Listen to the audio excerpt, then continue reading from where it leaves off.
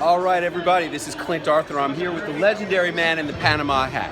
And you know him because he sold more entrepreneurial books than anybody. The book is The E-Myth, and The E-Myth Revisited. The author, of course, is Gerber. And I really appreciate your insight. I want to talk to you about the hat. And because I'm making this documentary about how people can stand out as celebrities to enhance their personal brand. And I noticed that you always have this hat. Why do you do that?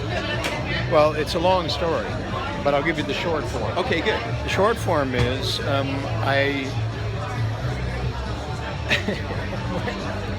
this is the strangest story, but I met a Chabad rabbi. He'd called me and he said that several of his Chabad rabbis were reading my book, The E-Myth. And they wanted to meet with me to talk about the application of it to their Chabad houses. Anybody who's listening to me probably doesn't know what a Chabad house is, but there are 4,000 of them right now throughout the world. And they were started by the Rebbe, and the Rebbe was the 7th leader of Chabad over a period of hundreds of years. And he decided to bring the spirit of Yiddishkeit, Jewishness, to life among the Jewish people.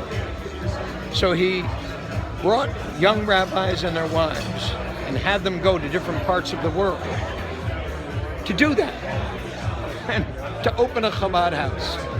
So there's rabbis telling me this story. I'm with 9 of them now. And I'm listening to this story and I'm asking them a question. Well, what book could I read that would tell me more about what you're doing? And he said the Rebbe's Army. And the Rebbe's Army is about the Rebbe who started this profound movement to awaken the spirit of Yiddishkeit among the Jewish people.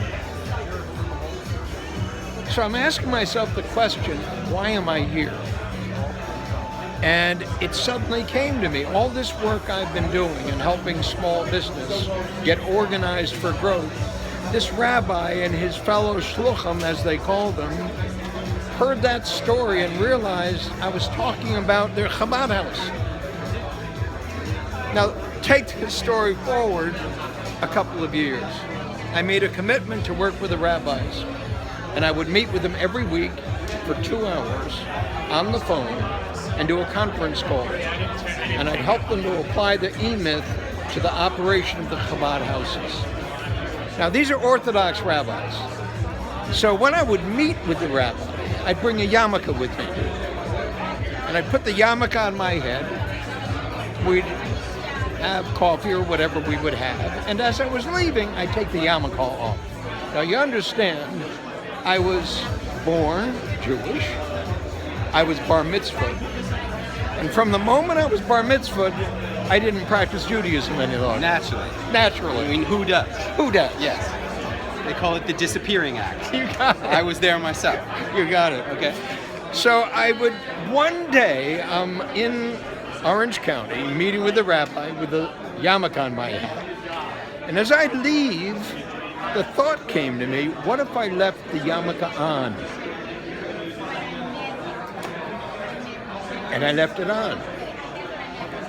So now I'm wearing a yarmulke, and I'm going out to speak. Now I'm doing this. Now I'm working. I'm doing all of these things. I'm feeling this great discomfort. One day I'm driving from my home in San Marcos, California, by the University of San Marcos. I've got my yarmulke on, and suddenly I notice that behind me is a car right at my bumper, and a car right to the side of me encroaching upon my space, and a bunch of young students yelling, "Jew, Jew, Jew, Jew." And I was astonished. This had never happened to me before in my entire life. I'm 80 now. This happened about 6 or 7 years ago. I took the yarmulke off. Now hear this. I took the yarmulke off. here I'm a Jewish man, never had experienced directly anti-Semitism, ever. Yeah. Ever. I've read about it, I've Yeah. heard about it, I know it exists. Yeah. And Jews talk about it. Yeah. I'd never experienced it personally. Yeah. But now I'm not wearing the yarmulke any longer. Several weeks go by. I fly to Florida with my wife to visit a healer in Florida. It's Jacksonville, Florida. And we're walking in the boardwalk right by the ocean. And I see it right next to me, a store. Panama Hats was the name of the store. And I walk into the store and I bought the hat. And I said to Luz Delia, now I can put a hat on my head. Honor God, honor my Judaism, but never again experience the pain that I experienced that time. So do you wear it only for religious purposes, or is I wear it it because for- it's a trademark brand I wear thing? it. I wear it now simply because it's part of me. But you have to understand, years before that, in the creation of our company had a dress code. Right. We wore a three-piece navy blue, very expensive, good suit when I couldn't afford one. Right. A white starched shirt, a red silk tie, black wingtip shoes, and socks up to here. Right. And everyone in our company did. Right. And when we went down the street knocking on doors, the business guys said, oh, you've already been here. You're the guys in the blue suit. Now understand, when I write my book, I tell about guys in the blue suit. I had another meeting just to this point, and it was with an incredibly wealthy retailer in fashion. And I was introduced to him by a rabbi.